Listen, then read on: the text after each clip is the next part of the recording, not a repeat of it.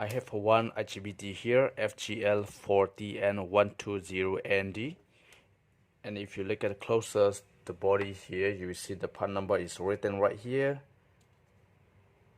but this is so black so we can't see here, but anyway I already written here.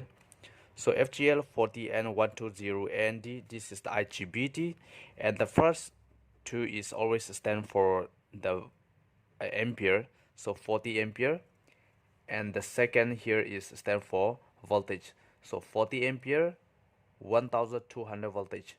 So 120 doesn't means 120 voltage, it means 1200 voltage, so you need to add on, but in the part number they won't write 1200, they will just indicate only for 120, but this will be 1200 voltage, 40 ampere 1200 voltage. So Igbt, this is the symbol for this one, and this is what the simple drawing for this Igbt. So the first pin is always gate, then the second pin is always collector, the third pin is emitter. So Igbt is constant, first pin is gate, collector, emitter. So here is pin number 1, gate, collector, emitter. If we look to the data sheet here,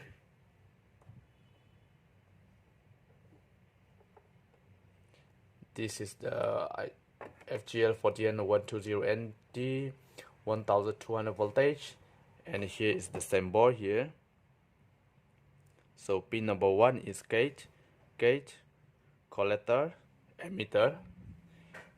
So we can just only testing with the diode testing.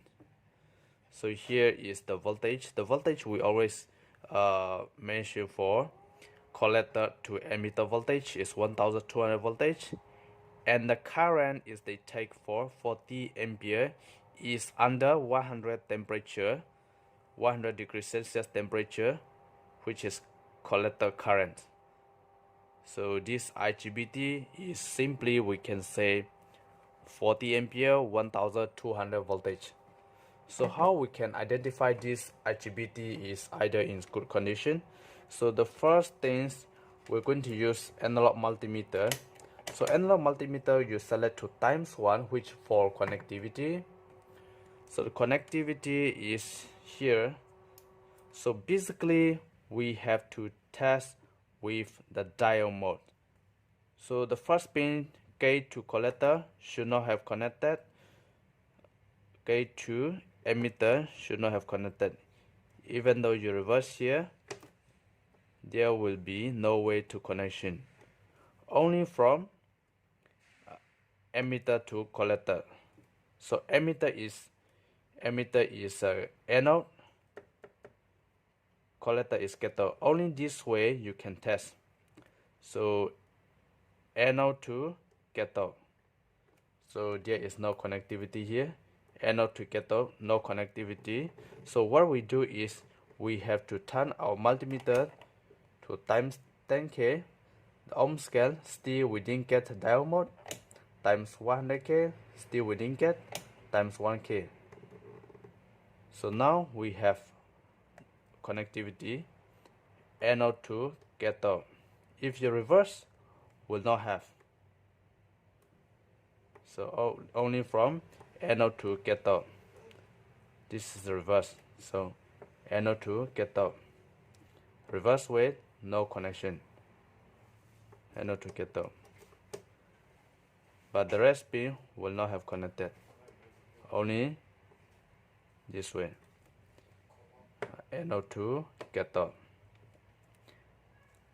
So the second thing is you can use this method, because Igbt N channel Igbt is the voltage trigger. If you give 9 voltage, between 5 to 15 voltage, between 5 to 15 voltage, if you give the voltage to the gate, then this way from collector to emitter can go through the current. So to be able to open and close the gate, you need to control by the voltage. So to control the voltage, you have to select multimeter to times 10K, and here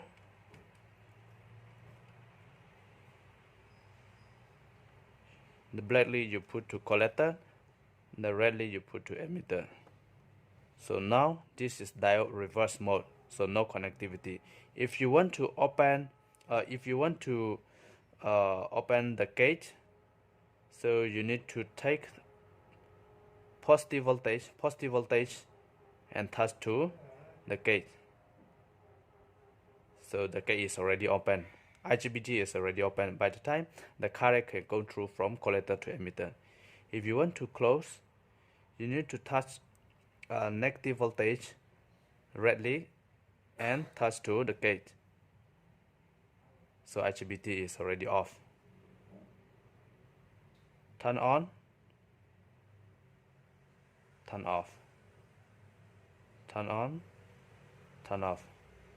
So you can control by the voltage using analog multimeter, but your analog multimeter must have times 10K, which produce 9 voltage.